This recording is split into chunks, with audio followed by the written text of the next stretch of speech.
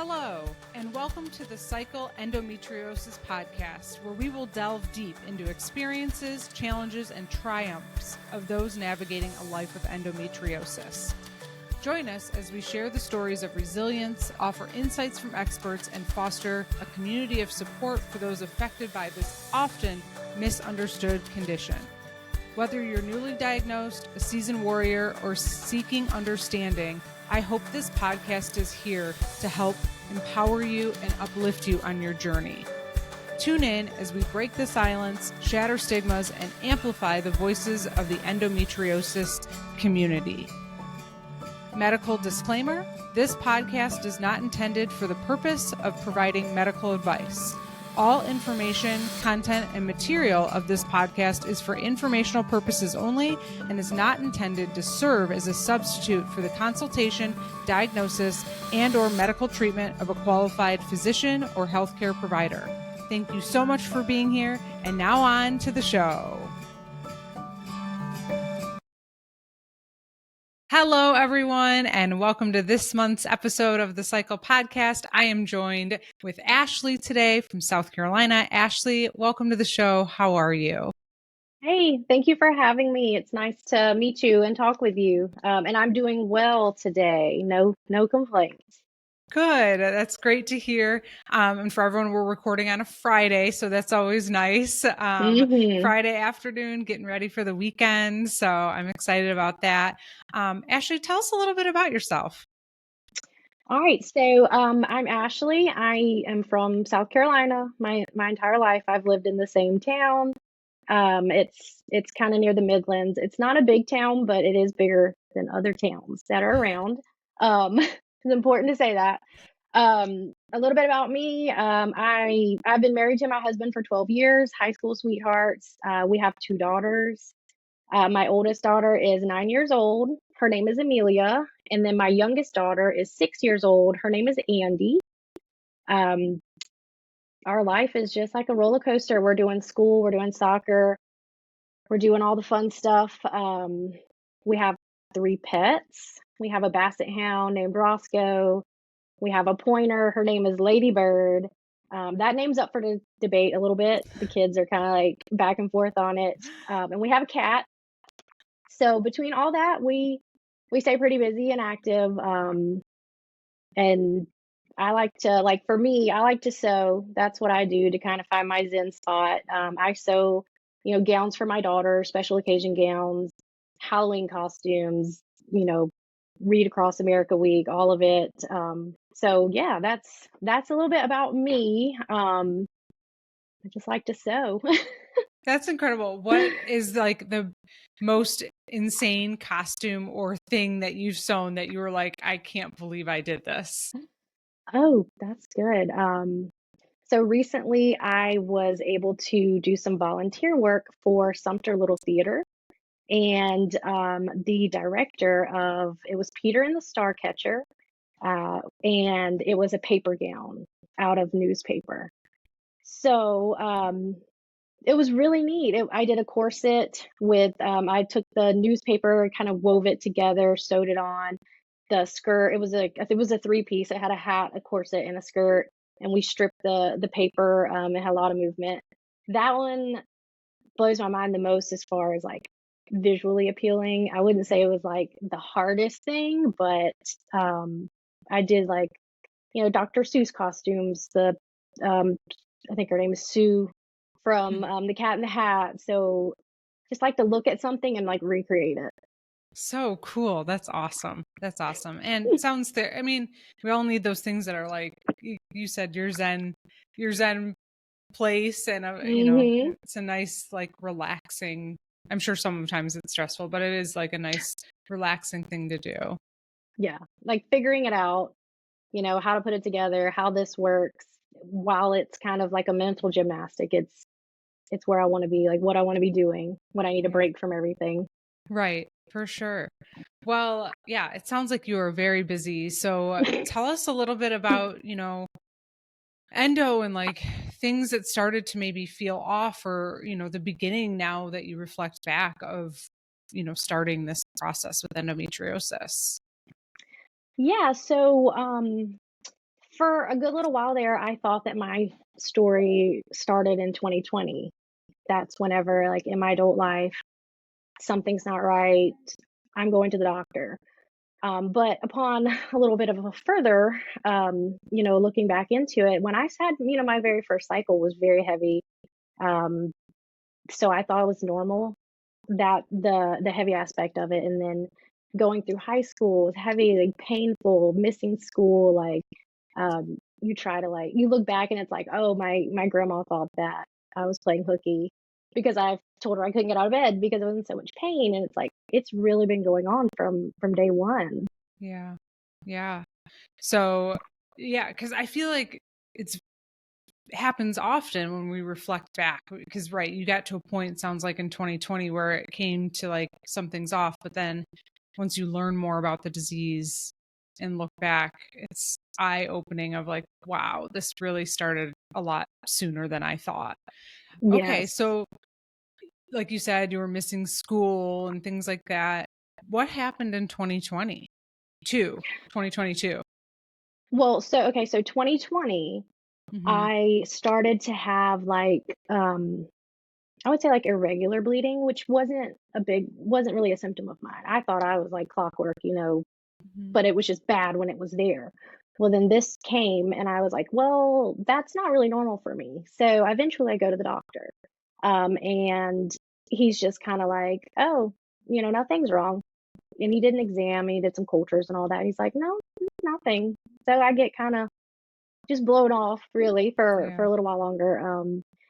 But then the irregular bleeding, just it kind of continued on, and then I started to get this pain in my side, kind of below my ribs and above my, like, hip. It was very persistent. And so this is actually, we're going to fast forward. This is when 2022, I go to the doctor and I actually have to go to an urgent care, where they do a CT scan, and then they come in the room and they say, oh, you have a tennis ball sized mass on your ovary. So that kind of is what opened the can of worms for me to get to where I'm at today. Got it. Oh my goodness. And looking back, like you said, you missed school and had pain. When you look back to before 2020, when you went to the initial doctor's appointment, were other things going on before that appointment? Were you feeling off at all or any other symptoms? So I can't really I can't really come up with anything significant. I mean, I had everything was so seemingly normal to me, and even my symptoms I thought were normal. So when I'm looking back Yeah. trying to, like, decipher, like, I've had this my whole life. Is this or is it normal? Right. Like, so when I went okay, so when I had my first daughter, I had, like, a pretty good normal pregnancy. Everything was fine. I go to deliver my daughter, which results in an emergency C-section. I got no real explanation. They said, she's not breech, she's not a big baby, and you just couldn't do it. That's what I got told for that. Right. So, Right. so I'm like, I don't know if that is an endometriosis related thing with birth or not. So I look back and I wonder about it then. Yeah. So C-section. After that, I I was my daughter was exclusively breastfed for like 15 months. Mhm. No cycle, no issues. I was doing great. Once we stopped nursing, hormone shift, I don't know. That's when I started not feeling great. Stomach, terrible, terrible periods, worse than before, came back. My migraines relapsed. Just a ton of symptoms kind of hit me Yeah. all at once again. Right. Right. Hmm. After you're breastfeeding. Oh, and how hard with like a young child too, Yes, right? yes. Very challenging. Um, okay, so what did you do at that point? Were you like, this is postpartum? You know, that's like, I don't know if I would have thought that, but I feel like if I was in that situation, I would have thought, oh, maybe this is like just because my cycle's coming back, or did you go to the doctor and talk to your doctor about that? So, having never heard of endometriosis or any of that, I thought it was once again normal. My body's going back to these terrible periods. That was my Yeah. normal. I did have a baby. I had a C-section. I've been breastfeeding. This is all new to me. Now I'm getting back to normal, which isn't normal, but was my normal. Yeah. Okay. So what happened after that? So after that, I didn't go on any birth control. And sorry if I'm kind of all over the place, It's but okay. um, I had tried birth control in my like teenage years and just it was a pill. I wasn't compliant. I was like, I'm not gonna mess with this because I'm messing everything up. Yeah. So that I tried that in between um, breastfeeding and my second pregnancy. Didn't really last long. So when my second pregnancy came along, um, once again everything was fine. I felt good. I didn't have anything that was kind of standing out in my mind that this isn't right. My physician said that because because my first daughter wasn't large, she wasn't breech, but she still had to have an emergency C-section, that they were going to do a scheduled C-section for my second daughter. So same thing, go in C-section, exclusively breastfed, 15 months, no problems. The only difference, I had a pretty tough recovery after the second one. And they say, oh, well, you had scar tissue from your first C-section. Mm, So, okay, that's normal. I'm just going to ignore it and wait for yeah. it to pass. So, Right. um, so after all this happens, I eventually go to my doctor and I'm like, well, I have had two C-sections. I have really bad periods. I'm starting to do some research. I'm starting to connect some dots. I've read about this. Now I've learned about endometriosis. Um, could that be something that I have? So this was post my second child. And he's like, oh no, like, if you'd had endometriosis, it's not that. And I said, well, I do have a history of two C-sections. And just from what I've read, from what I've been able to gather on the internet, like, you're cutting into the uterus and everything, like some of those cells, they come out. And I don't even know if that's correct or not. I said, so is it a possibility? And he's like, oh, well, when we do C-sections, we don't check for endometriosis. He was just very quick to kind of shut it down and move along. So that stayed where it was for a while. And were you starting to explore online because you were feeling so bad after the second C-section? Yes. So after the second C-section, the way that my abdomen felt healing, it did feel a little weird, a little off, a little different. And Hmm. then I felt like almost as if there was a tugging. And so I start researching and it's like, well, endometriosis is sticky and stuff sticks. And I'm thinking like, okay, well, let me look into this a little more. Right. Because I didn't have any prior knowledge of this, being a thing. Yeah. So that's kind of what got me down, I'll say the rabbit hole, but that's kind of what got me down, doing the research. Yeah. And then he said, "Nope, there's no way you would have it." So Mm-mm. what do you do after that? Do you just press on and okay, this is just how things are, or I mean, are you getting closer to now this like 2020 time? Yes. So now we're getting closer to 2020. So 2020, my plan all along was stay at home mom until my children started school and then go back in the workforce. So that's that's where we're at in 2020. And then of course everything shuts down. So Challenging to, yeah, like a very yeah, challenging time like for that to happen. right. So okay, so the end of 2020 rolls around, we're getting back in. It's not normal, but kids are in school a little bit, things are going back. So I go out and start working.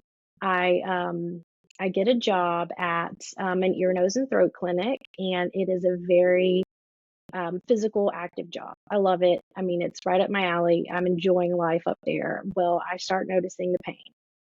The pain is setting in. It's in my Mm, side. It's all the time. I'm sitting, it's hurting. I'm standing, it's hurting. yeah. Now I have women around me. I'm not at home by myself anymore. And I have women around me, and we're like, that might not be normal. Like, you might need to go to the doctor.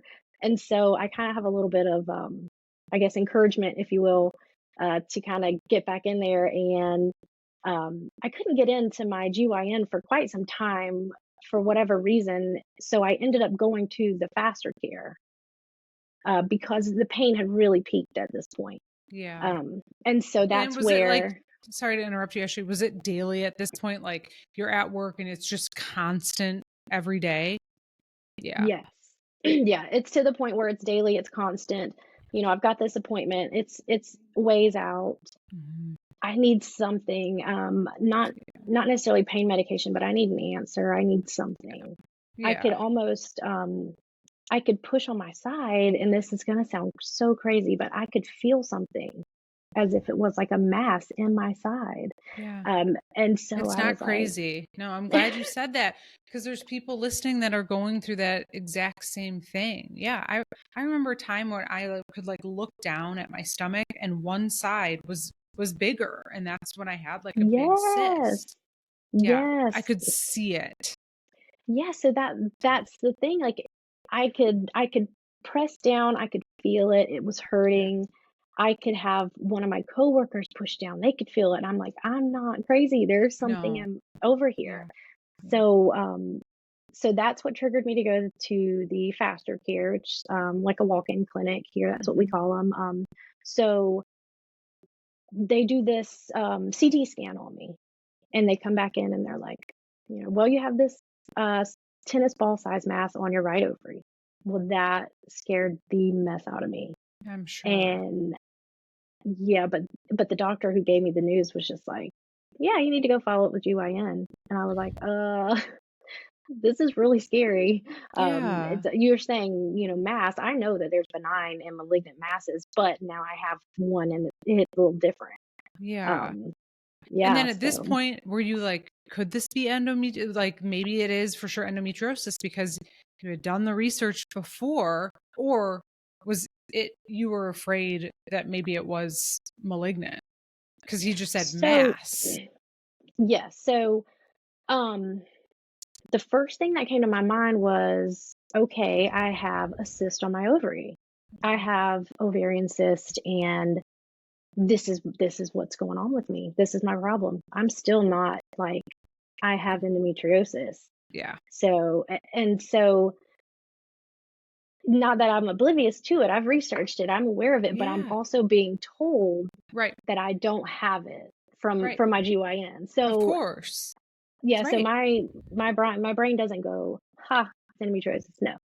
So, eventually I get to my doctor and he's just like, "Oh," and he goes like, "Well, you haven't been in 2 years." He's like, "So your body," like he kind of made me feel a little bad about it.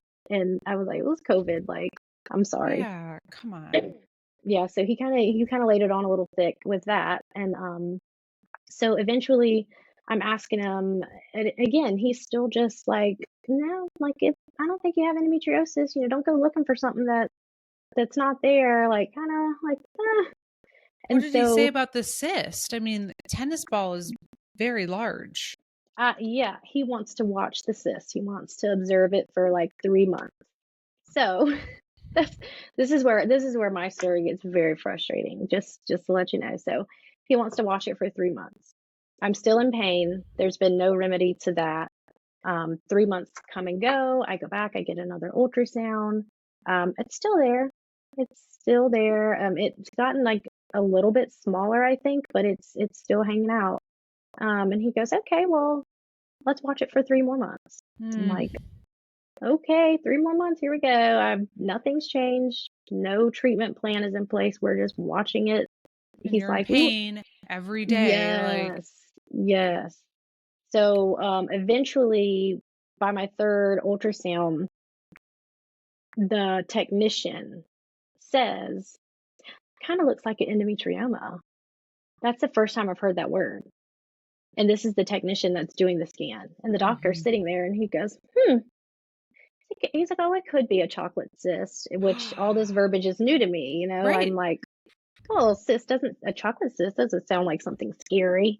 Um, so at this point, it's, "Well, we could do this cystectomy on you and we can go in and we can drain it and all this." And he's still being pretty like, "Nah, it's up to you. Like, no big deal." Dismissive. Very dismissive. Exactly. Yeah. So I almost have to be like, "Yes, I want to go and I want you to go and do this surgery on me," because that's like how desperate I was at this point to get it taken care Yeah. of. I was in Of pain. course. Of course. So, yeah, so we go around and around. It's September. He goes in to do the surgery. And this is where he comes out of the operating room. He goes over to my husband he says, like, the first thing he says to my husband was like, "Are y'all done having kids?" And my husband was like, "Well, yeah." And he's like, "Okay, good, because it's really bad. She has stage 4 endometriosis. It's all over. It's on her bladder. It's on her colon. And, it's her ovary was completely glued to her uterus." He was like, "I was going to take the right ovary while I was in there, but I was able to save it." Okay, so that's what I wake up to. No, you don't have endometriosis, to that. So, of course, he scares my husband half to death with all this news, Yeah. because it's like, you went from nothing to this. Yeah. To Um, the extreme, right? Oh gosh. so he's telling my husband, he said it was so bad in there, like he had to call in a second surgeon to come get on the opposite side and work, to do, I think it was the right ovary that they were focusing on, trying to, save it, clean it up, and then also get all everything just unstuck. It's the best way I can put it. It was Yeah. just all stuck. So, okay, so we do that, and then the next step is my Lupron journey. And just really quick for everyone, hysterectomy does not cure endometriosis. I say it all the time, but that is an old, old myth that is not accurate. All right. Right. Okay. Tell us about Lupron.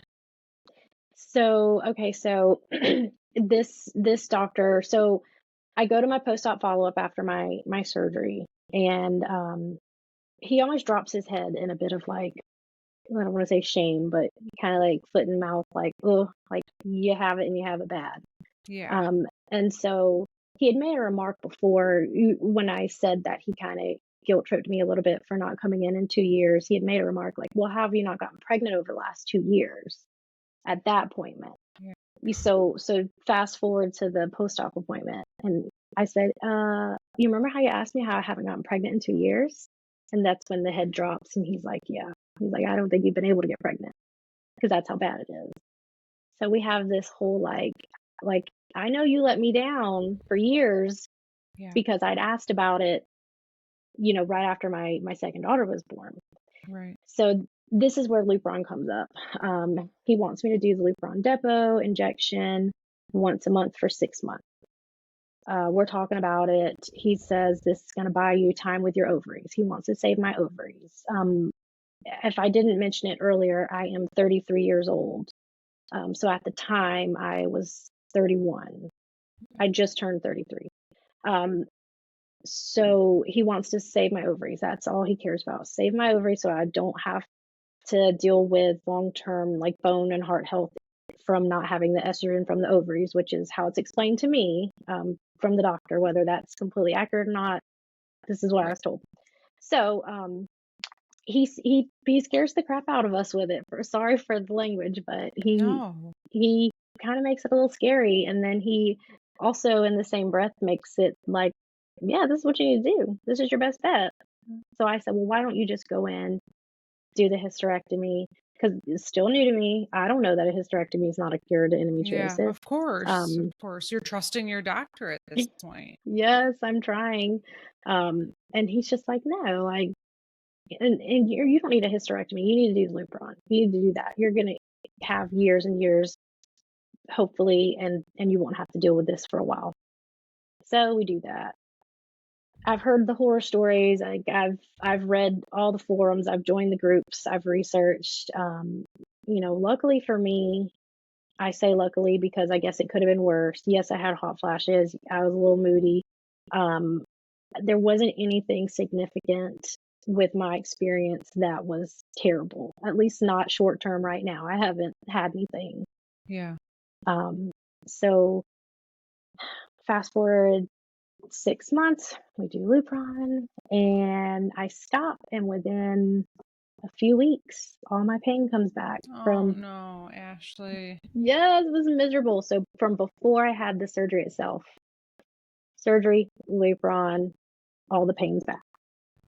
So now my doctor is um, pushing that I get an IUD put in place. And I've never had an IUD prior to this. I was like, okay, well, why don't we just do the hysterectomy and just get it all out. Just give me some peace. And then finally he kind of comes clean and he's like, look, I'm not doing another surgery. I won't do another surgery on you. He said that it was so severe that it was a case that he will never forget. Like, it was significant enough, it's imprinted on his brain. He's like, I'm not going back in there. He said this hospital in this town is not where you need to be. He was like, you need so much more support for a hysterectomy than this hospital is going to be able to provide you. So you hear that, and that's really terrifying. Yeah, for sure. In itself, that's like really scary. So, Yeah. um, We're realistic. Like, I wish he would have just said, I don't have the skill set to deal with this stage of endometriosis, because most, I don't want to generalize, but a lot of OBGYNs aren't trained that way. That's why there are specialists for this disease.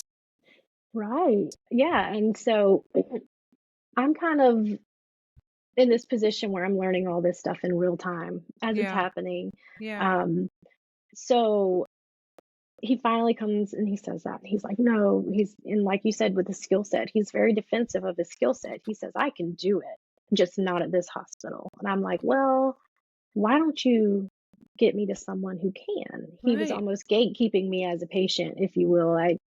Sounds kind of weird, but this has No. now been going on for a while.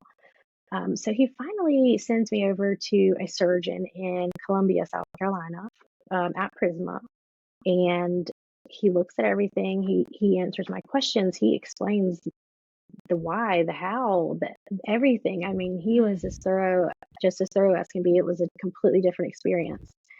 So I'm like, yeah, I trust you to do my surgery if you could do my surgery. Yeah. So he in the interval, the pain's coming back. I get another ultrasound. I've got multiple cysts on my right ovary again. Now I have them on my left.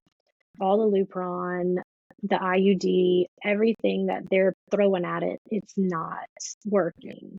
Yeah. So we finally come to the conclusion that he's going to do a total hysterectomy, a robotic total hysterectomy.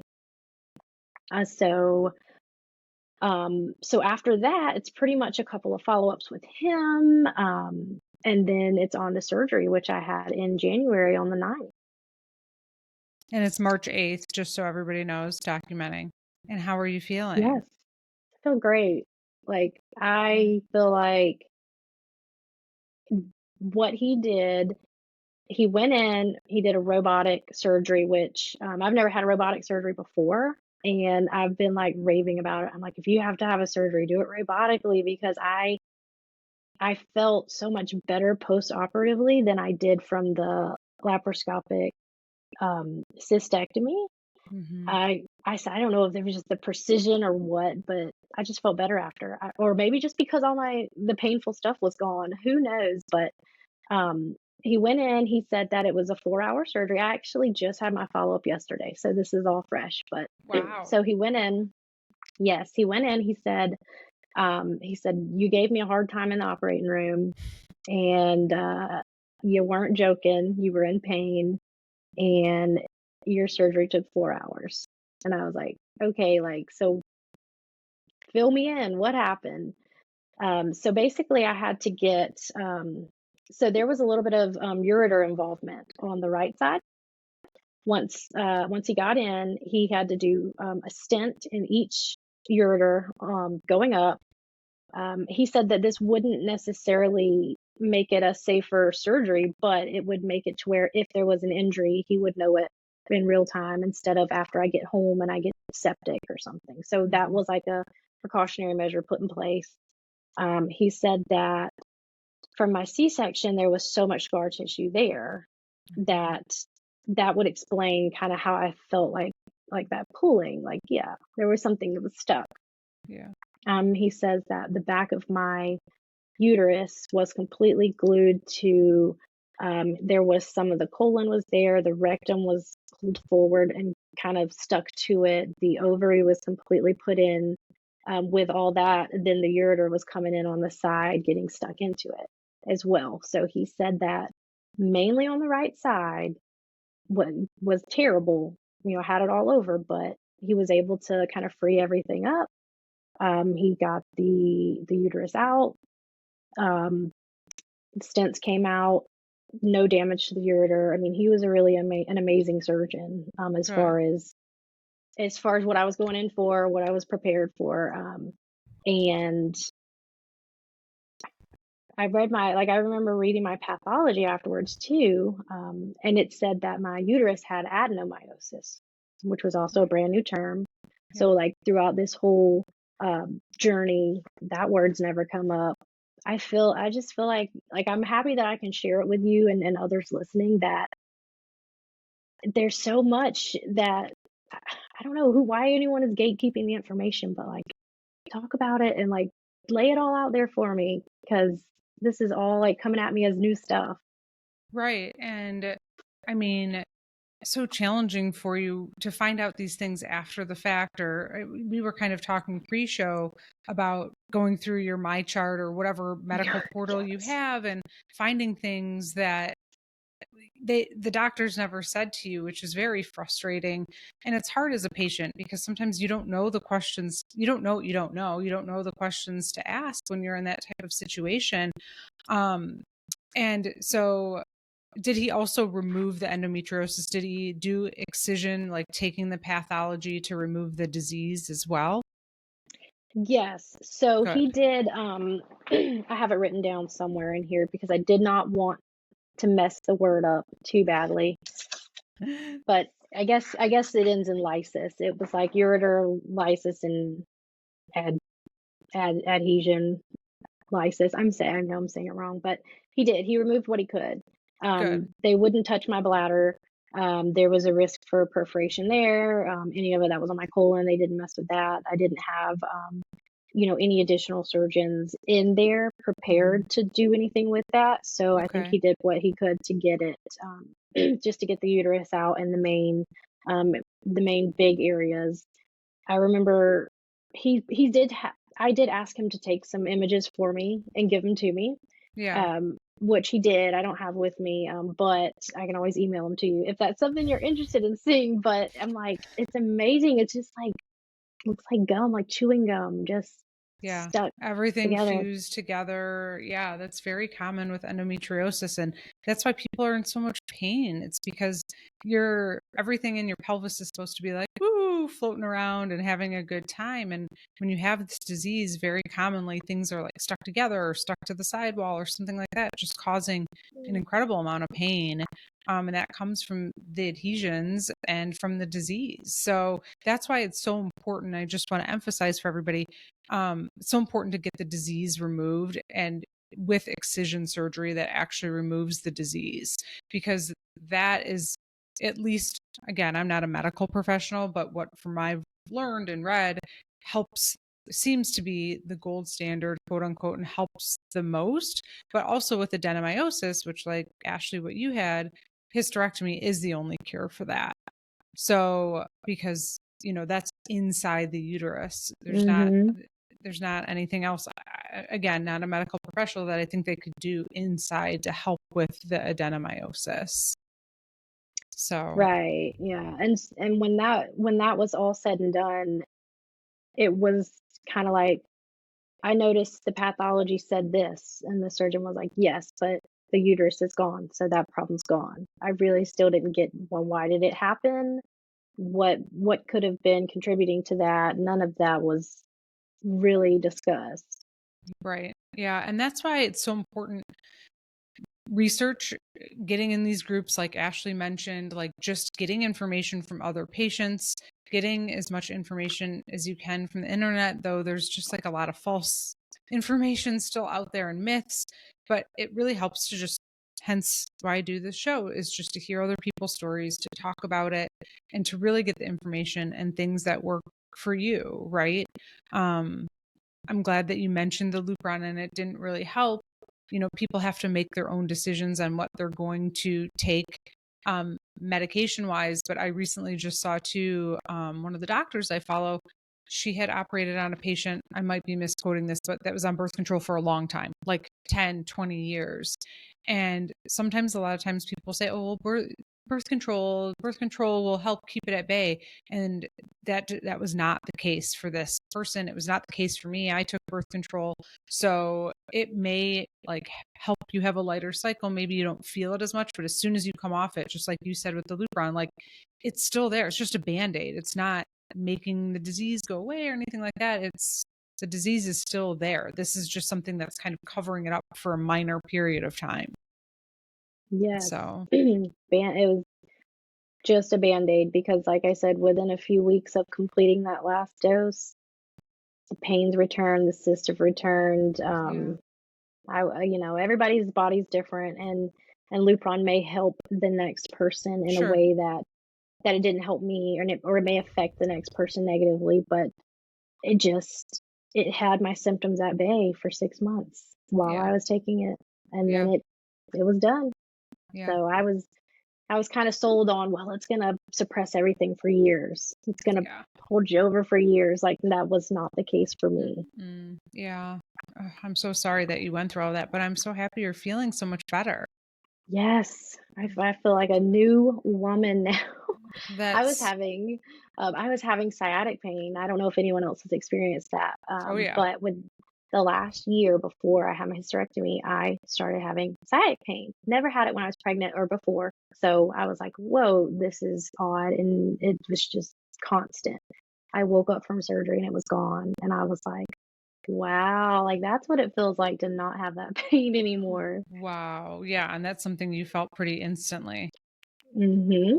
Wow. And how was your recovery? You said because it was robotic, you felt a lot better. I did. I did. I felt a lot better. I was still quite cautious, in everything I did after, which was just a bunch of resting. But Yeah. I knew I'd had a major surgery, organs were taken, but I just didn't feel like, of course, I didn't feel like I did with a C-section where they kind of go through. I didn't Hmm. have, I had 5 like 1-inch incisions all around.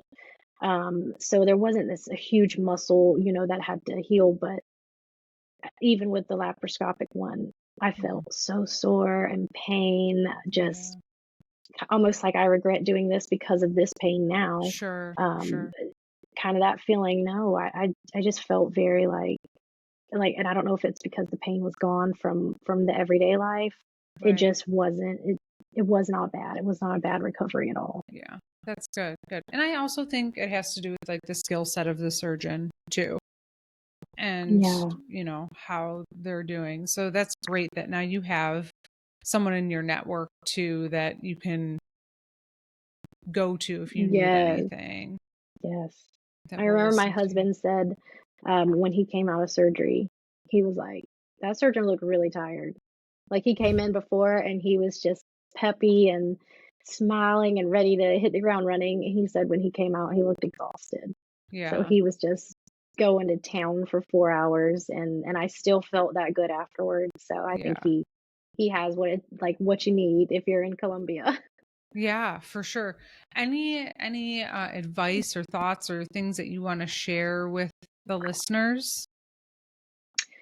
Um, if you think that you have endometriosis, um, and your doctor is maybe not receiving that and giving you some information, just ask around because your neighbor might have the same symptoms, your friend, and y'all aren't talking about it. And like me, once I started kind of looking at my symptoms and the word endometriosis started coming up, I went to Facebook groups, Yeah. and it's people of wide range in age that are having this. Some are kind of like veterans of it, and they're there to give advice. And there's newcomers like myself asking questions. You're gonna get you're gonna get all kinds of advice. So if you're gonna ask a question, be prepared to receive across the board advice, but just don't let your doctor tell you that you don't have something because you know your body. You know that this might be my normal, but now that I'm looking into it, it's really not normal.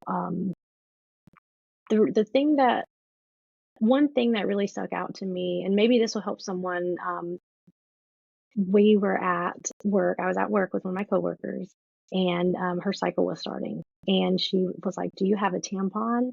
And I said, no, I don't use those."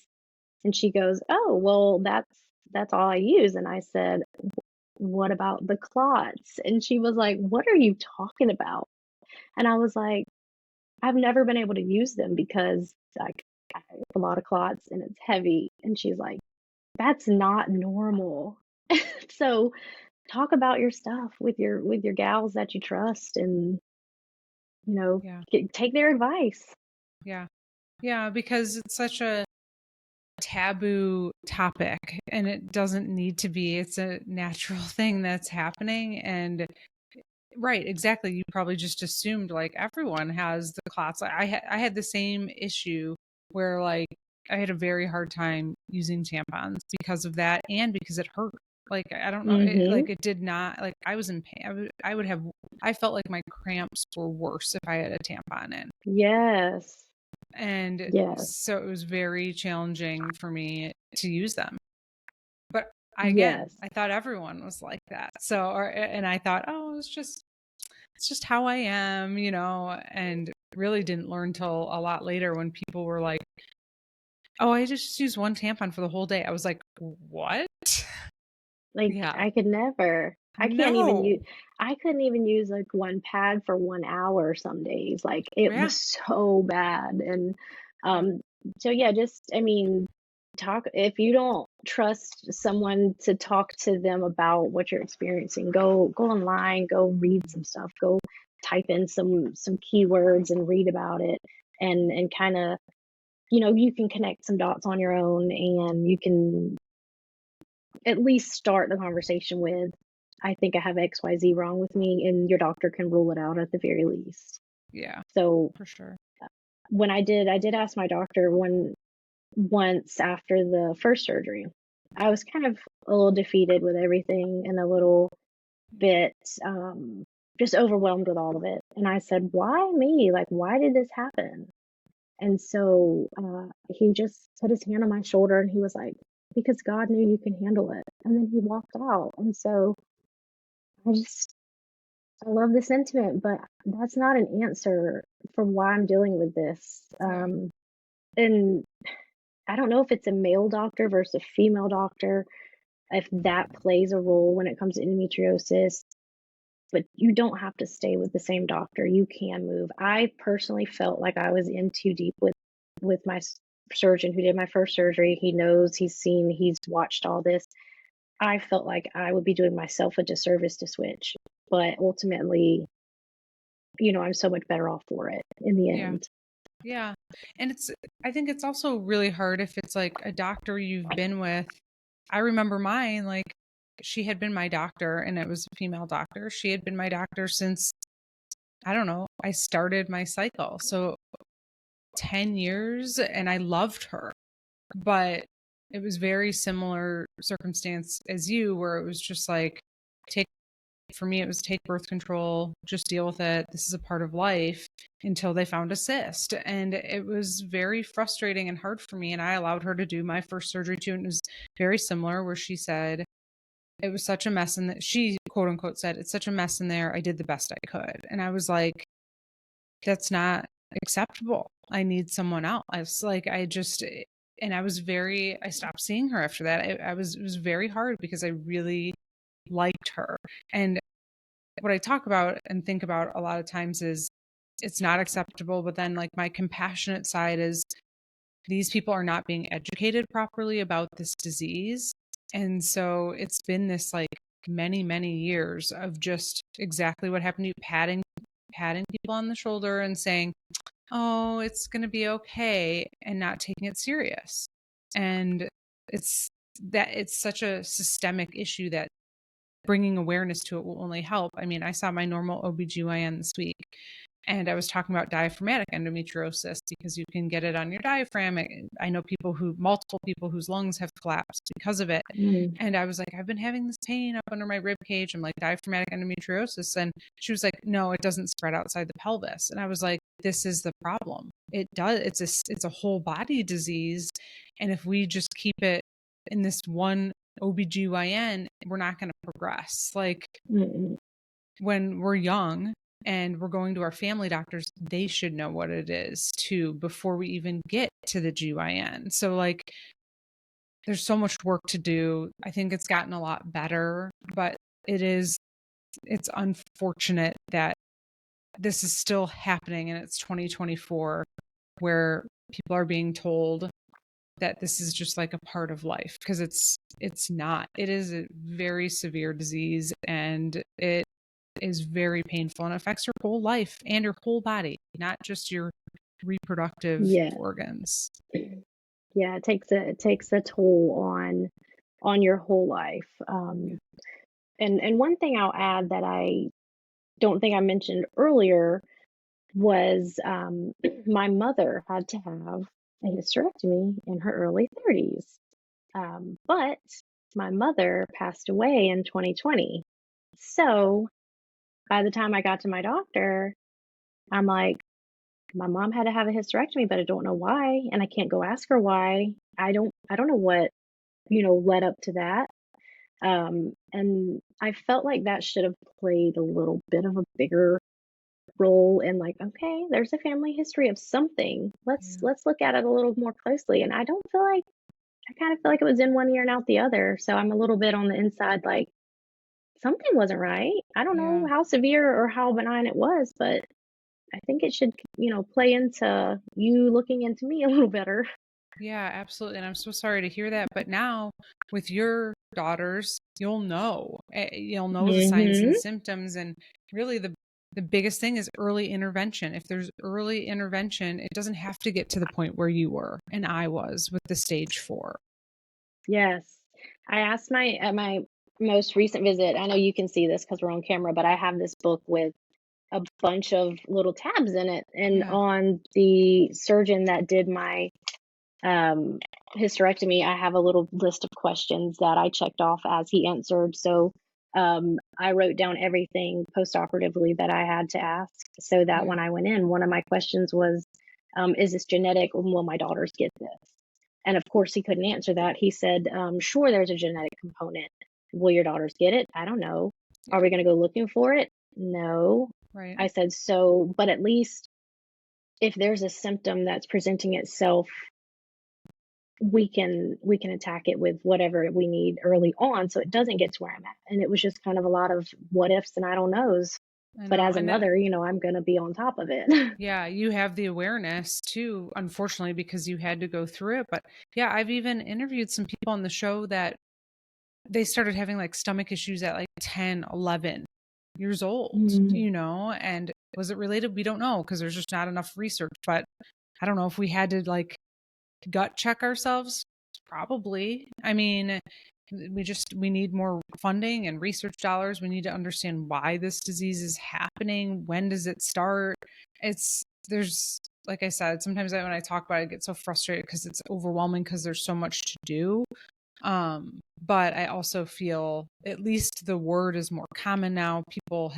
Most people have heard it at least, but Yeah. there's still just such a deep lack of awareness in society, doctors, all of it. Yes. And if I say the word, I get half the response are, what is that? What did you say? And the other half is, I've heard that, but what is that? So Yeah. it needs to be a little, we need to get it up there with diabetes and everything Yes. else. We need to Yes. get that just for the next person, which is Yeah. why, I'm on here talking to you for the next person. I want to help them and I want to see them like not I don't know that I made a bunch of mistakes along the way as far as No. just thinking that this was normal for so long. So listen to Yeah. your body and pursue that, and don't take God gave you this because you can handle it as an answer. Yeah. Yeah. And you Find didn't out. You didn't make any mistakes. I didn't make mistakes. We don't know. What we don't know is what we don't know. It would be like walking into a job on the first day and expecting to know everything about it. You don't know what you don't know. And when it's something that you're not talking about because periods were so taboo to talk about, it's very challenging. So no, you did not do anything wrong. And anyone's listening, you didn't do anything wrong. You just have to do your best. To learn about it the best that you can and with the knowledge that you have at the time. For Right. sure. Yeah. Right. Ashley, thank you so much for Mm, sharing your story with us and coming on. Is there anything else you want to add before we wrap up? I don't think so. Thank you for having me on, sharing my experience. I really hope that it can help someone listening who knows someone, or just just help the next person out a little bit. Give them a little leg up and tell them this is a real thing and you're not crazy. Yeah, And there's stuff that you can do, whether it's a band-aid or surgery. You don't have to live in pain every day forever. So exactly. Yeah, absolutely. Thank you. Very well said. You do not have to live in pain. You shouldn't have to live in pain. That's not okay. Thank you, everyone, so much for listening and supporting the show. Really appreciate it. Please share, subscribe, like this. It helps us just get more reach, more awareness, just like what we're talking about right now.